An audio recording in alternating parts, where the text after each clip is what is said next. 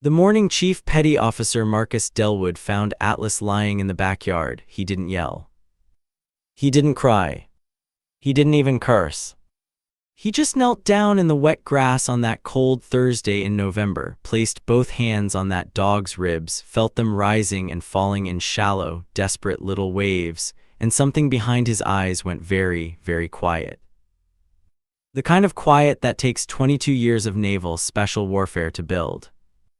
The kind of quiet that is the most dangerous sound in the world. Atlas was a 4-year-old Belgian Malinois, 72 pounds of muscle and loyalty, a certified PTSD service animal, a dog who had slept at Marcus's feet every night since Walter Reed, a dog who had woken him from nightmares no human could reach. And someone had poisoned him. Someone had deliberately, knowingly, cruelly dropped bait laced with antifreeze over the fence line at 4117 Briarwood Court in Clemens, North Carolina. Marcus didn't know that yet, not the full picture, not the who or the how. But he would. Within 72 hours, he would know everything. And within 30 days, his neighbor, a man who had spent the better part of 6 months making Marcus's life a living nightmare, would lose his house, his business, his reputation, and his freedom. Let me tell you about Marcus Dellwood, and let me tell you about the man who made the worst mistake of his privileged, arrogant life. Briarwood Court. In the fall of 2019, it was the kind of neighborhood that made you exhale the moment you turned onto it. A cul-de-sac tucked behind a wall of white oaks in Clemens, a small, unhurried suburb just west of Winston-Salem, North Carolina. Population 11,000, 1 barbershop, 2 churches, a hardware store that still had a screen door that slapped when it shut.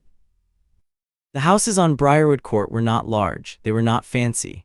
They were modest ranches and split levels from the 1980s with deep front porches and chain-link fences and the occasional basketball hoop rusting quietly in a driveway, but they were kept. Pride of ownership, the real estate agents call it. On Briarwood Court, it looked like neighbors who actually talked to each other. In October, the maple trees turned the whole street the color of fire. Kids rode bikes on the sidewalk. Somebody, usually old Earl Pittman at 4121, burned leaves in a barrel on Sunday afternoons, and the smoke drifted low and sweet across the court, and you could smell it from 2 houses down. There was a scarecrow every Halloween on the Nguyen family's porch. There were Christmas lights every December that made the youngest of the Delgado grandchildren press her face against the car window every time they drove past. Briarwood Court was, in every measurable way, the kind of street that asks almost nothing of you except that you treat your neighbors the way you'd want to be treated.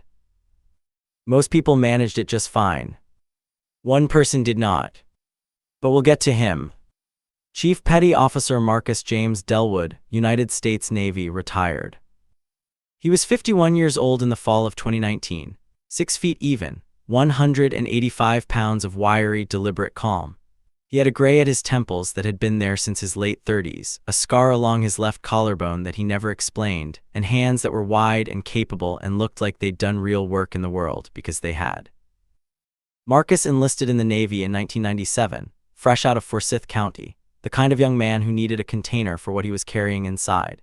He earned his Naval Special Warfare Combatant Craft Crewman designation in 1999, and in 2002 he completed BUD-S training, Basic Underwater Demolition SEAL, becoming a member of Naval Special Warfare Development Group, based in Virginia Beach. He served for 22 years. 2 tours in Afghanistan, 1 in Iraq, a classified deployment in 2009 that he will never, not once in his life, discuss in detail. He came home for good in 2019. Marcus had been awarded the Bronze Star with a Combat V device, the Navy Commendation Medal, and the Combat Action Ribbon 3 times over. He didn't display any of them. They were in a shoebox in the closet of the spare bedroom, under a folded American flag that had been given to his mother at a ceremony she thought was going to be a funeral. It wasn't, but it was close. He'd been medically separated from service with a 40% disability rating, PTSD, a partially reconstructed right knee, and a kind of baseline exhaustion that no amount of sleep could fix. He'd done 18 months at Walter Reed, 2 years of outpatient therapy, and enough VA paperwork to insulate a small house. And then he came home. He bought the house at 4117 Briarwood Court with his separation pay and what was left of his savings, paid cash, no mortgage. He planted a vegetable garden in the backyard. He built a small woodworking shop in the garage. He started cooking, really cooking, not just heating things, and he discovered that the rhythm of a knife on a cutting board felt in some specific way, like breathing did when the world was threatening to spin out of control. He had a daughter, Kiara, 23, who was finishing her nursing degree in Raleigh and called him every Sunday. He had a best friend from Bud's class 254, a man named Terrence Booker, who is now a supervisory special agent with the FBI field office in Charlotte, and who drove up to Clemens twice a year to watch football and drink too much coffee and not talk about the things they'd both seen. And he had Atlas. Atlas was the thing that made it work. Atlas was the thing that got Marcus out of the house on the mornings when the world felt like it was pressing down flat on his chest.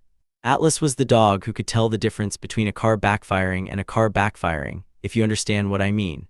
Who could feel when Marcus's breathing changed at 3 in the morning before Marcus himself knew he was in trouble. The neighbors loved Atlas. The Nguyen kids would run up to pet him when Marcus walked the court on Saturday mornings. Earl Pittman had started keeping dog biscuits in his shirt pocket specifically for this purpose. Mrs. Delgado would call out from her porch, "There he is, there's the handsome boy," and she was talking about the dog, not Marcus, which Marcus found deeply funny. Marcus Dellwood was, in the simplest terms, a good man living a quiet life that he had more than earned. And then, in early March of 2019, a moving truck pulled up at 4119 Briarwood Court. The truck was enormous. A full 40-footer from a premium white glove moving company out of Charlotte, the kind of company where men in black polo shirts carry your belongings with cotton gloves and lay down runners over your hardwood before they take a single step inside. Behind the truck came a pearl-white 2020 Range Rover Sport with temporary plates. Out of it stepped Garrison Pollard Whitfield III. Let me tell you about Garrison Pollard Whitfield III. He was 44 years old, 5'11", soft in the way that expensive gym memberships and zero-discipline produce, technically active but somehow still bloated. He had the kind of face that had probably been handsome at 30 and had since become a caricature of itself. He wore a fleece vest with a corporate logo on the chest, khakis that cost $300, and the expression of a man who has never once in his adult life stood in a line. His company was called Whitfield Capital Advisory Group, a private wealth management consultancy operating out of Charlotte, which is a long way of saying he moved other people's money around and took a significant percentage for the privilege. He had an Ivy League MBA, he mentioned within the first 10 minutes of meeting anyone. He had 2 ex-wives in 2 different states. He had a 16-year-old son named Trevor who visited on alternating Thanksgiving weekends and who seemed to exist primarily as a prop in Garrison's Instagram posts. Garrison had purchased the house at 4119 Briarwood Court for $412,000, significantly above market for the area, because he'd had a sudden and dramatic falling out with his Charlotte neighbors, the details of which he characterized as a misunderstanding regarding property boundaries, and which his former neighbors characterized as 18 months of deliberate harassment. Clemens, Garrison had decided, was a fresh start, a blank slate. He walked onto his new front lawn that first March morning, looked up and down Briarwood Court with the expression of a man surveying a kingdom that had disappointed him, and spotted Marcus standing in his own driveway with Atlas beside him. Marcus raised a hand, a simple wave, a neighborly gesture. Garrison looked at him for a long moment, then looked at the dog, then looked back at Marcus. "That animal going to be a noise problem," he called across the fence line. Marcus kept his face very still. "He's a service animal, he's quiet." Garrison made a sound that wasn't quite agreement. "I work from home, I need quiet." He went inside without another word. Marcus looked down at Atlas. Atlas looked up at Marcus. That was the first 30 seconds of their relationship with Garrison Pollard Whitfield III. It did not improve. 2 weeks after Garrison moved in, Marcus came home from his Saturday morning run to find Garrison's Range Rover parked halfway across Marcus's driveway. Not blocking it entirely, just enough that Marcus couldn't pull his truck, a well-maintained 2014 Ford F-250 Midnight Blue, into the garage without risking a collision. Marcus parked on the street. He walked up to Garrison's door. He knocked. Garrison answered in a bathrobe. It was 9:15 in the morning. Your vehicle is blocking my driveway, Marcus said. Garrison looked back, by about 2 feet. Still blocking it. I'll move it later. He started to close the door. I'd appreciate if you moved it now, Marcus said. Something shifted in Garrison's face. The condescension crystallized into something sharper. He looked at Marcus, at the worn Navy SEAL Foundation t-shirt, the running shorts, the dog sitting obediently at his heel, and something behind his eyes decided in that instant exactly who Marcus Dellwood was and exactly how much he mattered. Listen, Garrison said slowly, I don't know how it worked in wherever you came from, but in a private residential neighborhood, 2 feet isn't a legal infraction. I'll move it when I'm ready. He closed the door. Marcus stood on that porch for exactly 5 seconds. You could count them. Then he turned, walked back to his truck, drove around the block, parked on the street in front of his own house, and went inside. He didn't say a word. But he did something important. He went to his home office, opened a brown composition notebook he'd picked up at the Dollar General, and wrote the date, the time, a description of the incident, and the license plate number of the Range Rover.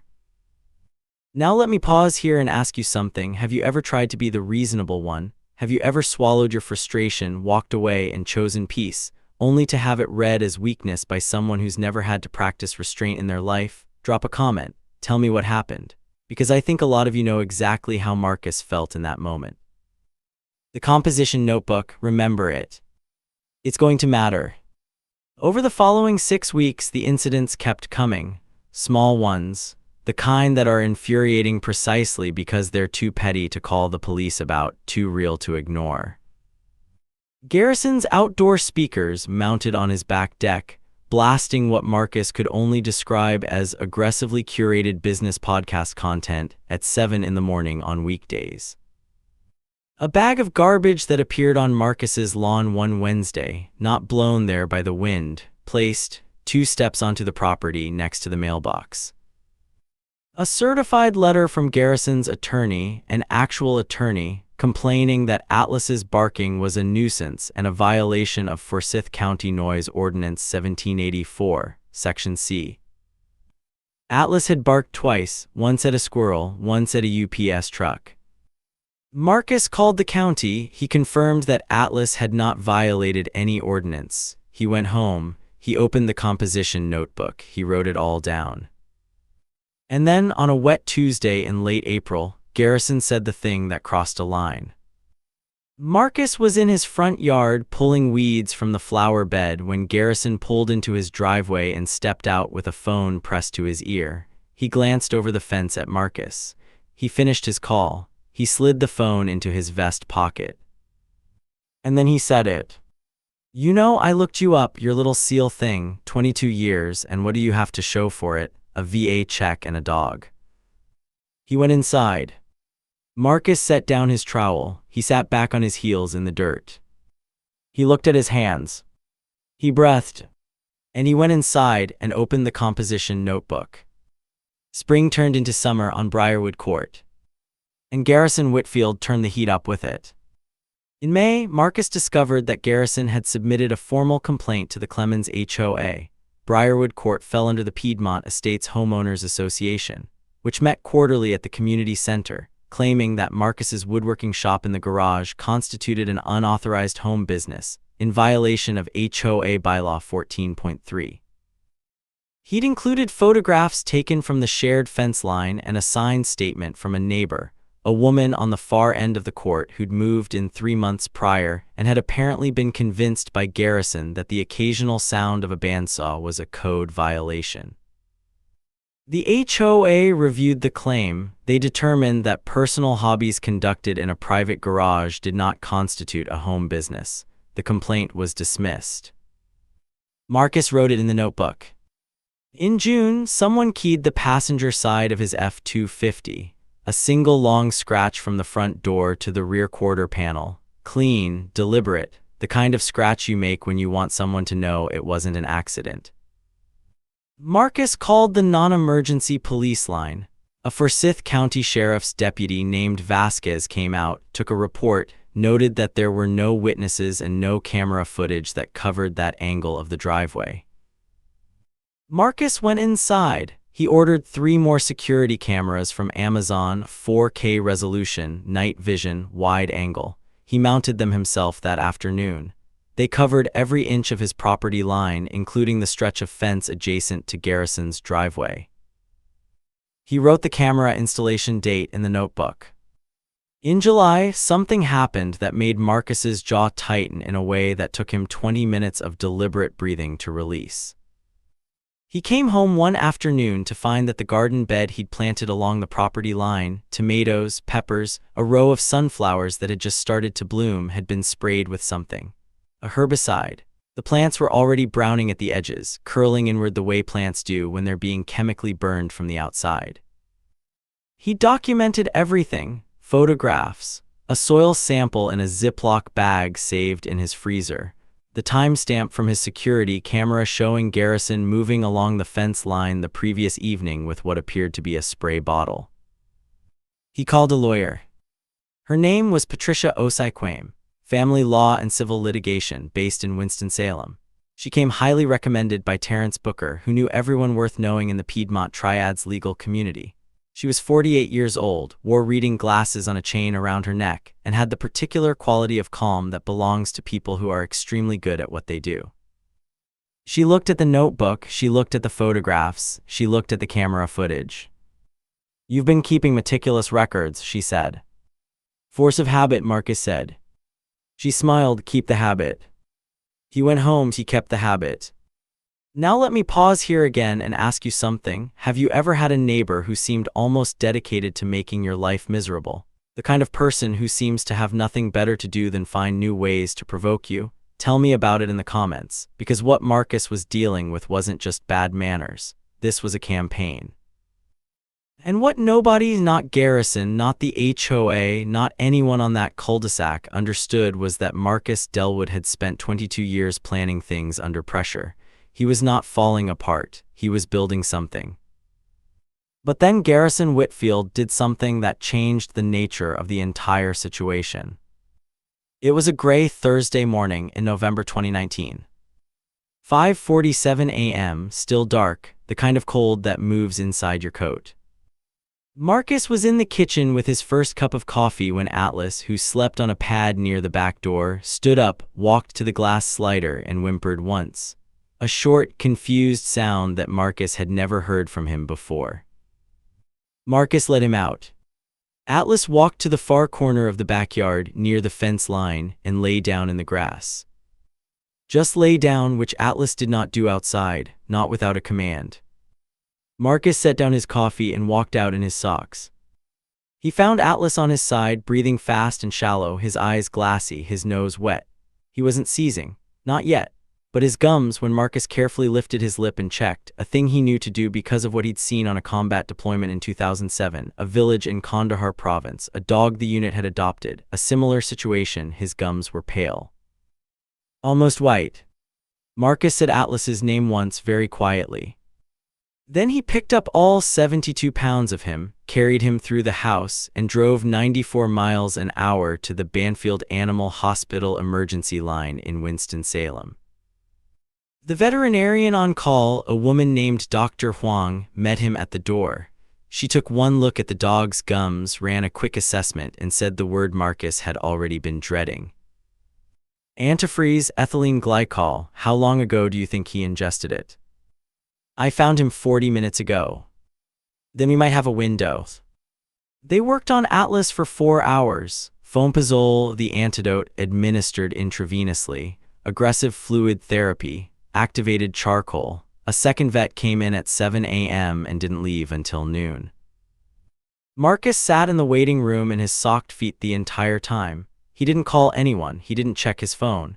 He sat with his hands on his knees and his eyes on the middle distance, and he breathed the way he'd learned to breathe in Bud-esque, controlled, deep, deliberate. The kind of breathing that doesn't mean you're calm, it means you've decided that panic isn't useful. At 11:47 a.m., Dr. Huang came out and told him Atlas was going to live. Marcus nodded once. He drove home. He parked in his driveway, he sat in the truck for a moment.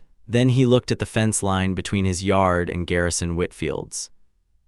He got out, he went inside, he pulled up the security camera footage from the previous night.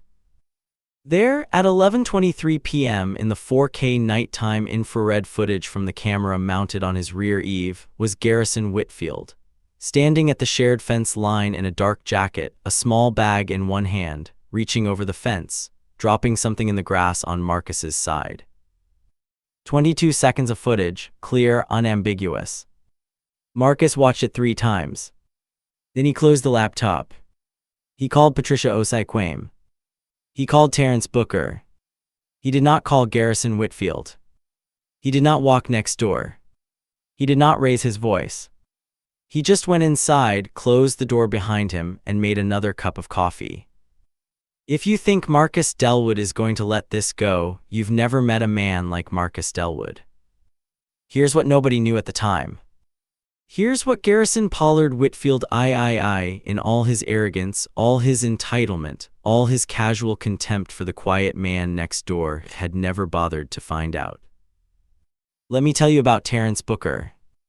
Terrence had been Marcus's dive buddy during Bud S., a 6'3" former running back from Tuscaloosa who had somehow survived both Hell Week and law school.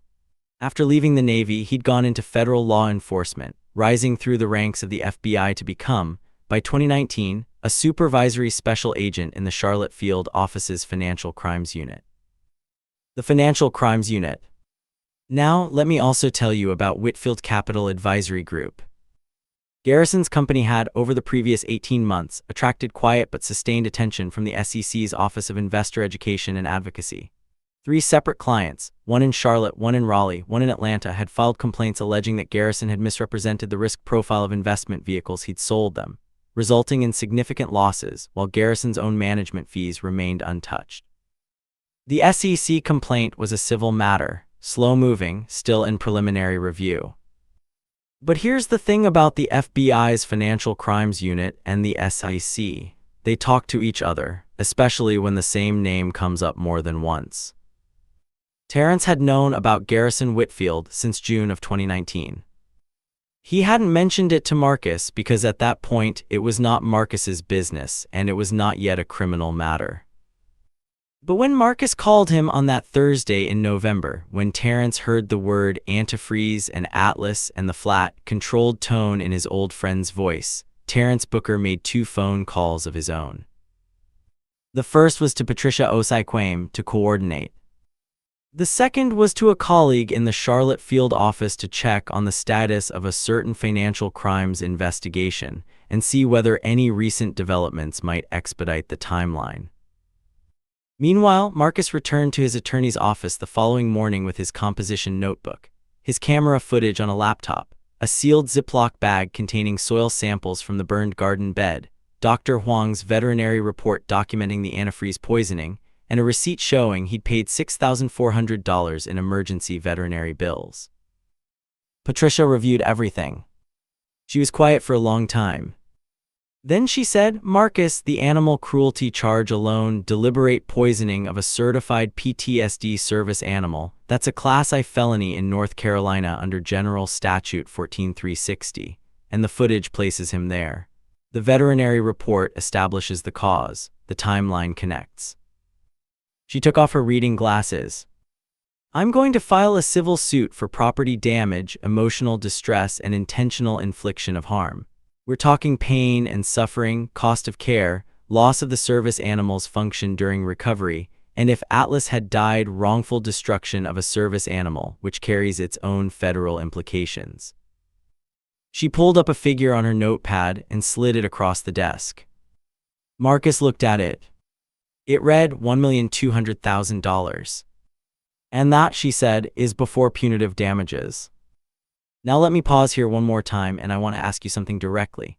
What would you do in Marcus's position if you had this? If you had the footage, the evidence, the records, and the legal firepower? Would you go knock on that door yourself? Would you want to see his face, or would you wait, drop a comment? Because what Marcus did next, the choice he made about how to deliver justice, is the part of this story I think about the most. He went home. He picked up Atlas from the vet. He drove him home on the front seat, one hand on the dog's flank the whole ride, feeling those ribs rise and fall, strong now, steady, and he exhaled something he'd been holding for 8 months. He went inside. He let Atlas settle on his bed. He made dinner. He went asleep. It was a Monday morning, the first week of December 2019. Cold and clear, the kind of morning where the sky is the color of pale blue glass and every sound carries farther than it should. At 7:14 a.m., 2 vehicles turned onto Briarwood Court simultaneously. The first was a white Ford Expedition with government plates and a small antenna array on the roof. The second was a Forsyth County Sheriff's Patrol SUV. Behind them, separately, a silver sedan carrying Patricia Osei-Quame and her associate, who carried a manila envelope. They all parked in front of 4119 Briarwood Court. 4 people got out of the Expedition. 2 of them were wearing jackets that said FBI across the back in yellow letters. The other 2 wore the particular plainclothes uniform of people who work in financial crimes, well cut but not flashy, carrying tablets and briefcases rather than weapons. One of them was Terrence Booker. The sheriff's deputy stayed by his vehicle. Patricia's associate walked to the front door with the manila envelope. The doorbell camera footage, which Garrison had installed himself, ironically, captured the entire sequence. At 7:21 a.m., Garrison Pollard Whitfield III opened his front door in a gray Henley and boxer shorts, a cup of coffee in his hand, expecting nothing. He found 4 federal agents on his porch. Terrence Booker, standing at the back, made no move to introduce himself. He didn't need to. The lead agent, a woman named Special Agent Dana Rosario, identified herself, identified the agency, and informed Garrison that they were there pursuant to a federal investigation into Whitfield Capital Advisory Group under Title 15, Section 78J of the Securities Exchange Act, and that they had a warrant to seize business records, electronic devices, and financial documents located on the premises. She handed him a copy of the warrant. Garrison looked at the warrant, he looked at the agents, he looked at Terrence. Terrence looked back at him. Not warmly. Additionally, Patricia Osei-Quame said, stepping forward, Mr. Whitfield, you are being served in the matter of Dellwood v. Whitfield, Forsyth County Superior Court.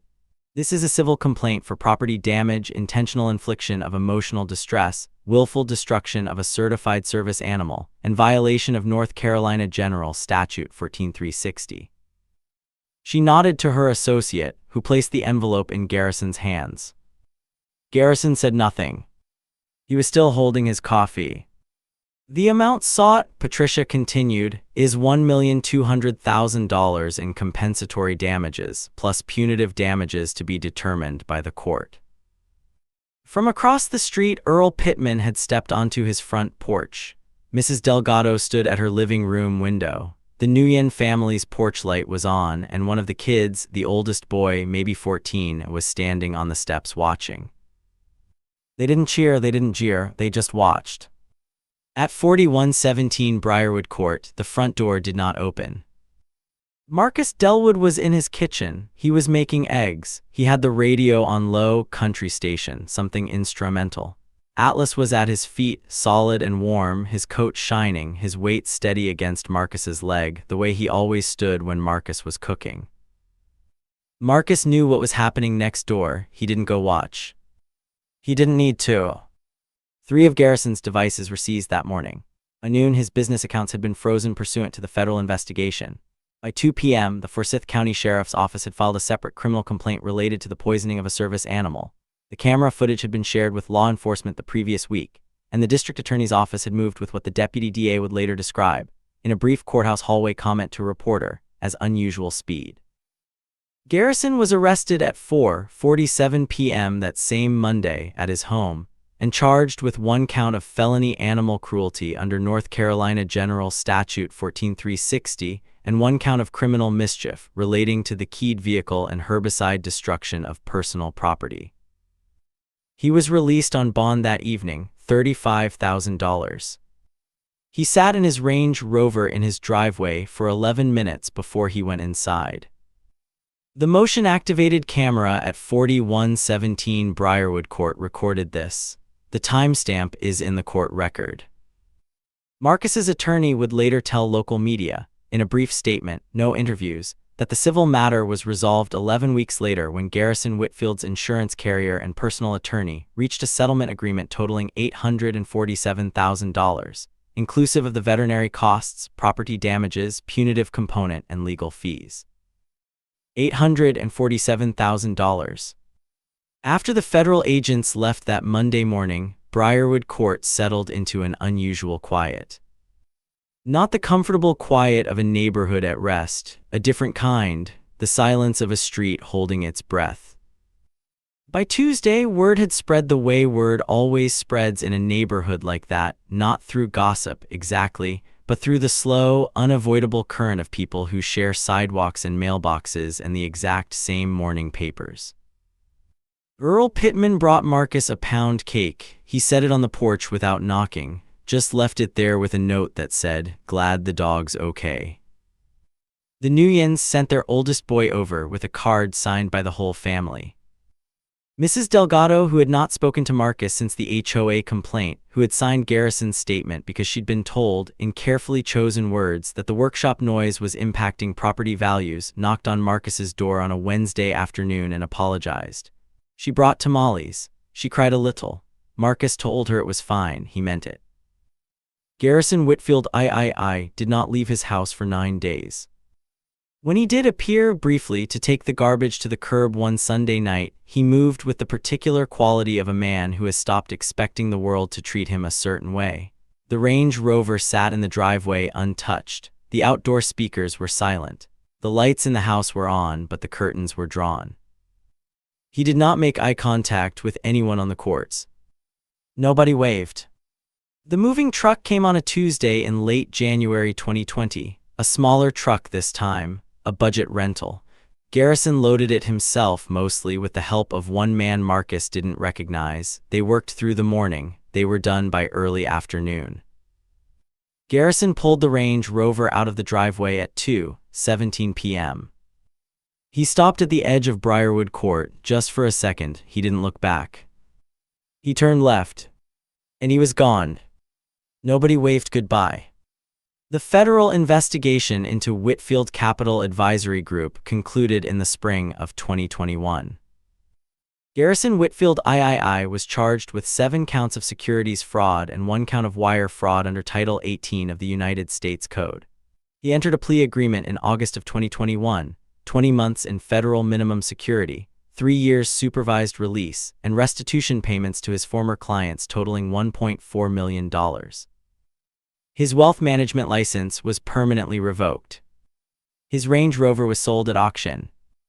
The house at 4119 Briarwood Court was eventually purchased by a young couple. She's an elementary school teacher. He's an electrician, who painted the shutters green and put a bird feeder in the front yard and introduced themselves to Marcus within 10 minutes of moving in.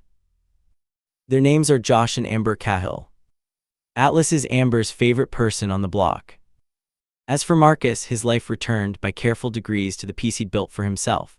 He still works in the garage on Sunday afternoons. He still walks Atlas around the court on Saturday mornings. He still has a cup of coffee on the porch when the weather's right, and Earl Pittman still burns leaves in his barrel on fall Sundays, and the smoke drifts low and sweet across Briarwood Court and settles over the neighborhood like a blanket.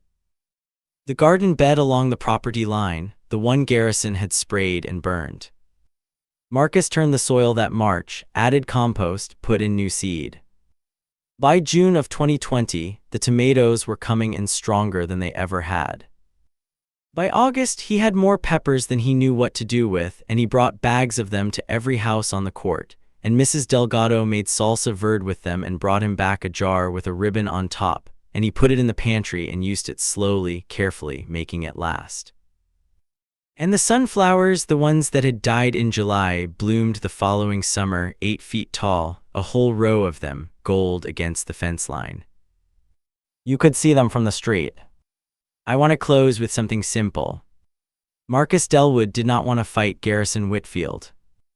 He wanted, at every single step of the way, to be left alone, to live quietly, to heal, to woodwork in his garage, to walk his dog, to grow his tomatoes and his peppers and his sunflowers, and to sit on his porch in the morning and listen to the sound of a street at peace. That's all. He didn't raise his voice once, not in 8 months of deliberate, sustained provocation. He documented, he photographed, he consulted counsel, he called his friend, he trusted the process, the legal process, the patient process, the way a man trusts a tool he's used so many times he knows exactly what it can do. And when it was time, the process did exactly what it was supposed to do. Garrison Whitfield made a series of choices based on a catastrophic miscalculation. He looked at the quiet man next door and he saw a target. He saw someone who wouldn't push back, someone who could be overwhelmed, frustrated, driven out. He had no idea. He didn't know about the notebook. He didn't know about the cameras. He didn't know about Terrence Booker. He didn't know that 22 years of naval special warfare trains a human being to do one thing better than almost anything else: wait. To wait and to prepare and to let the enemy believe he has the upper hand, right up until the moment he doesn't. You see, folks, there is a particular kind of person in this world who mistakes quiet for weakness, who mistakes patience for submission, who looks at a man living a humble life and assumes that humility is the ceiling of what he's capable of. They are always wrong. They are always in the end wrong.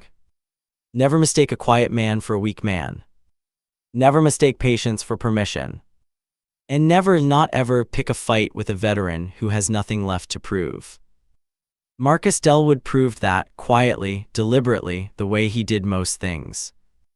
And somewhere in Forsyth County, on a morning that smells like coffee and wood smoke and cut grass, he's on his porch right now, Atlas at his feet, the sunflowers still growing. And everything is exactly as it should be. This story is inspired by real events and public court records. Names, locations, and specific details have been changed or dramatized for storytelling purposes. Any resemblance to real individuals is coincidental.